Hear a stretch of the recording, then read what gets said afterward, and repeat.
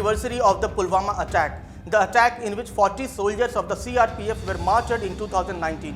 Those CRPF soldiers were travelling in a bus that was a part of a convoy of over 1,000 security personnel when an explosive-laden SUV had rammed into the convoy and had exploded.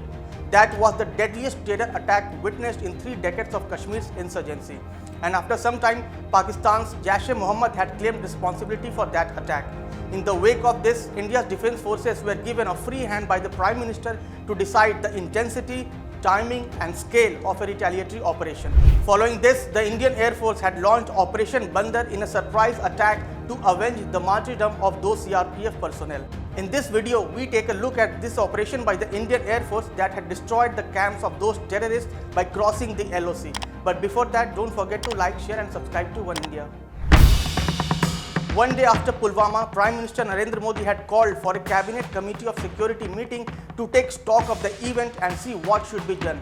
On 15th, the Chief of Air Staff was briefed at the Western Air Command as to what were the options that were available. Considering the distance involved, it was decided that the Air Force was the best service to neutralize those camps.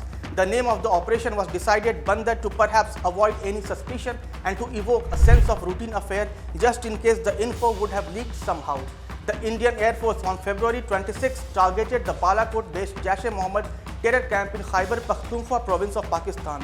The camps there were also being used by the Hizbul Mujahideen terror group. The Balakot camp was an important training center for the Jaish-e-Mohammed and other such organizations.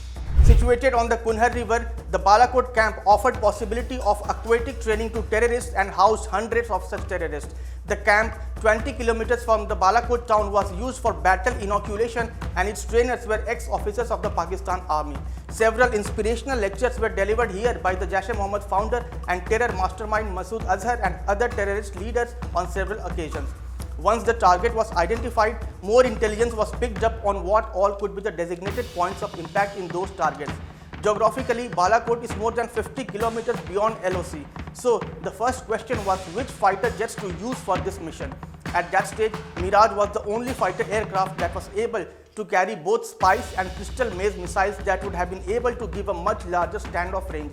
So, it was ultimately decided to use Mirage jets. Then the question was how to keep the operation a secret.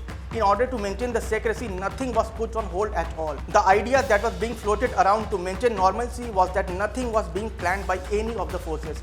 Everything that was planned initially was being done as a routine matter. On 16 February, Air Force had slated its exercise Vayu Shakti at Pokhran much before Pulwama happened. It was not cancelled. The Air Force went ahead with the full exercise, showing its capabilities just as its normal routine and drill. Between the planning and execution of the operation, other events were also slated, such as the inauguration of the National War Memorial and Aero India. Nothing was put on hold or cancelled. All of them continued as planned. The entire operation was coordinated, planned, executed by the control stations in headquarters, Western Air Command, the operations room. After everything was finalized, a go-ahead was given to carry out the airstrike. And then came the dawn of the attack. A dozen Mirage 2000s backed by IL-78 mid-air refuelers and AWACS, that is airborne warning and control systems aircraft, were deployed in a strike package against Balakot from Gwalior, Agra and Bareilly instead of forward air bases to retain the element of surprise. The Indian Air Force had also deployed a decoy package of Sukhoi 30 MKIs apparently headed towards the Jaish-e-Mohammed headquarters in Bhavalpur in Punjab province to ensure Pakistani combat patrols were lured away from the actual strike package meant for Pakhtunkhwa. Minutes later, the IAF had achieved its operational success of destroying the Balakot camp. 5 of the 6 designated targets were hit by Spice missiles from Mirage and destroyed those camps completely. Initially, Pakistan had refused to even acknowledge that Indian fighter jets had hit any consequential targets in Balakot. But the fact that the Indian Air Force aircraft had flown into Pakistani airspace had embarrassed Islamabad. The next day, Islamabad sent its own aircraft to carry out retaliatory action and entered into Indian airspace in Jammu and Kashmir, leading to tensions between India and Pakistan.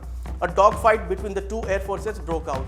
IAF Wing Commander Abhinandan Vartman, who was flying a MiG-21 Bison aircraft, took a hit and was survived but was taken prisoner by the Pakistani army. India urged its immediate secure return. Next day, the Prime Minister of Pakistan, Imran Khan, was forced to return him, and with this, whatever repercussions from Pakistani side was supposed to take place ended. India had successfully avenged the martyrdom of the 40 CRPF personnel that had happened on 14th of February 2019. This was all about the Operation Bandar that was undertaken by the Indian Air Force in the wake of Pulwama attack. We hope you would like this new video. Thank you for watching. Subscribe to One India channel and never miss an update.